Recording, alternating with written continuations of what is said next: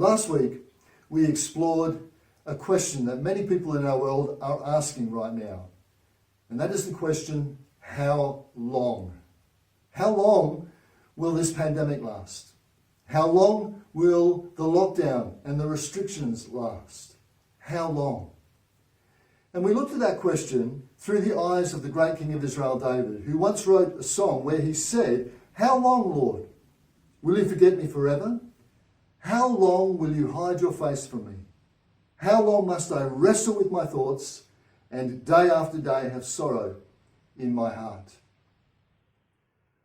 I wonder what questions you might like to ask God.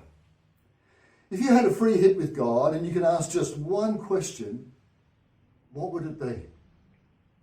My guess is that many of us would ask a question that began with this word: why? Why is there suffering in the world, in my life? Why is there so much trouble on the planet? Why is there so much death? Why has this pandemic come? Why, God? Why? Just think for a moment about this idea. Do you think it's possible that God could take something as detrimental as this pandemic, as evil, if you like, as this disease, and accomplish something good through it? Is it possible that God can bring good things out of bad things? Well, to help us explore this idea some more, we're going to look at a book in the older part of the Bible, the Old Testament, and the book is by a prophet called Habakkuk. And the series we're going to look at over the next few weeks is called Trusting God in Troubled Times.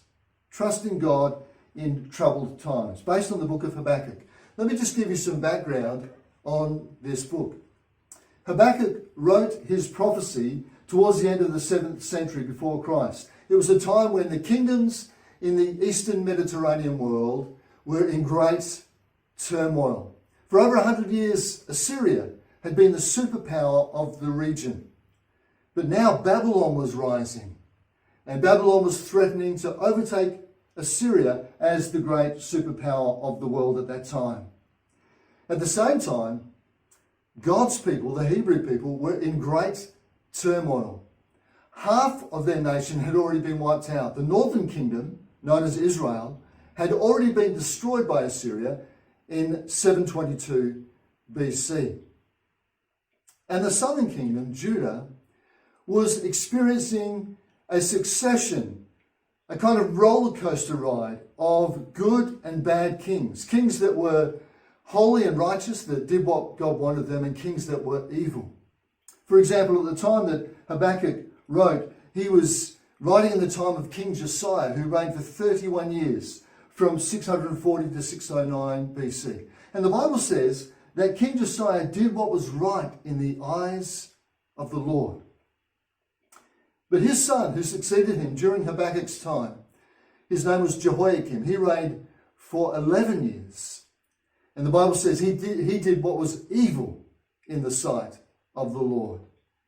Another prophet, Jeremiah, describes Jehoiakim in this way. He said he builds his palace by injustice, making his own people work for nothing, not paying them for their labor. His eyes and his heart is set only on dishonest gain, shedding innocent blood, oppression and extortion. God's people were in troubled times, in dangerous times. They faced danger from the outside, the potential threat of invasion from Babylon. But they also faced danger and trouble on the inside from a wicked king who influenced people to do wicked things. And Habakkuk was deeply distressed by all of this. And so he writes his prophecy. He receives a prophecy, a word from God, and he writes it down. The book begins this way. Habakkuk chapter 1, verse 1, the prophecy that Habakkuk, the prophet, received. Now, the word prophecy there literally means a burden. This wasn't a happy message that Habakkuk had received. It was a burden that he received. And the name Habakkuk actually means embrace, but it can also mean wrestle. And we'll find over the next few weeks as we go through this book that Habakkuk wrestled with some really hard questions. And he wrestled with some big issues. And in a sense, he wrestled with God. First of all, Habakkuk wrestled with a big question, perhaps the big question of humanity. And that question is, why? Why? Look at what he says as he cries out to God. How long, Lord, must I cry for help? How long, but you do not listen? Or cry out to you violence, but you do not save? Why do you make me look at injustice? Why do you tolerate wrongdoing? Destruction and violence are before me. There is strife and conflict abounds. Therefore, the law is paralyzed and justice never prevails. The wicked hem in the righteous, so that justice is perverted. Can you hear what Habakkuk is saying in those words? Why don't you hear me, God? Why don't you answer me? Why do you allow so much evil and destruction and wrongdoing in the world? Why is there so much suffering? Why, God? Why?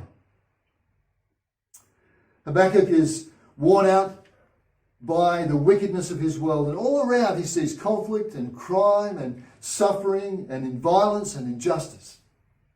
And God's law to Habakkuk seems completely powerless in this situation.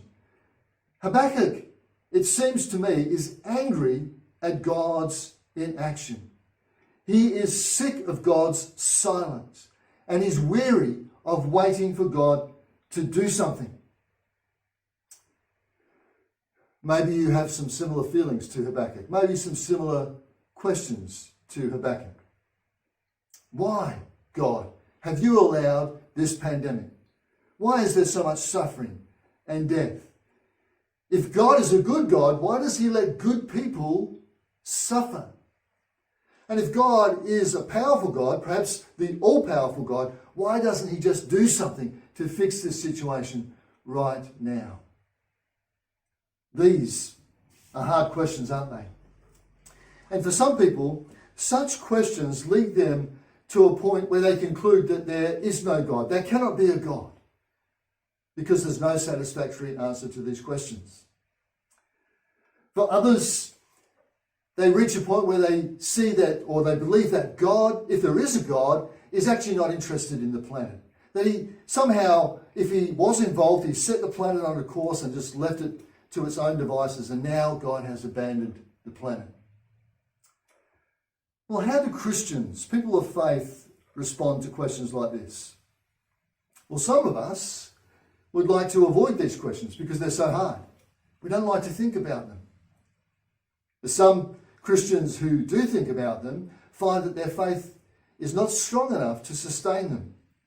And their faith is compromised, and they begin to lose their faith in the face of these questions.